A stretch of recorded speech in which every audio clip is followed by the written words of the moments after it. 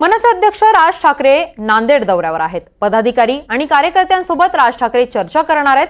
सकाळी विधानसभेच्या 9 मतदारसंघाचा आढावा राज ठाकरे घेणार आहेत। राज ठाकरेंनी नांदेडमधील प्रसिद्ध गुरुद्वाराचं दर्शनही घेतलेलं आहे। दुपारनंतर राज ठाकरे हिंगोलीकडे रवाना होतील अशी माहिती मिळाली आहे। काल नांदेडमध्ये मुक्कामी आले असता या ठिकाणी राडा देखील झालेला आहे। आजही आंदोलन होण्याची शक्यता वर्तवली जाते। राज ठाकरे यांच्या नांदेड दौऱ्याची आज सुरुवात झालेली आहे। नेताजी सुभाषचंद्र बोस महाविद्यालयातील प्राध्यापक मंडळींशी ते चर्चा करणार आहेत।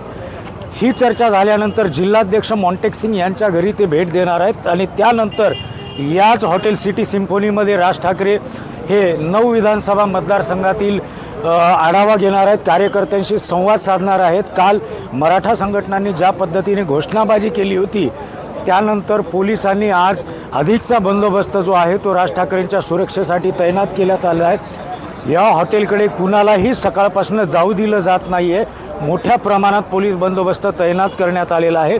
एकूणच अनेक दिवसांनी राज ठाकरे हे नांदेड दौऱ्यावर आलेले आहेत आणि त्यामुळं मनसेचे जे कार्यकर्ते आतापर्यंत काही काळ शांत राहिले होते त्यांच्या बॅटऱ्या पुन्हा एकदा चार्ज झाल्या आहेत आणि कार्यकर्ते मोठ्या जोमानं दिसत आहेत।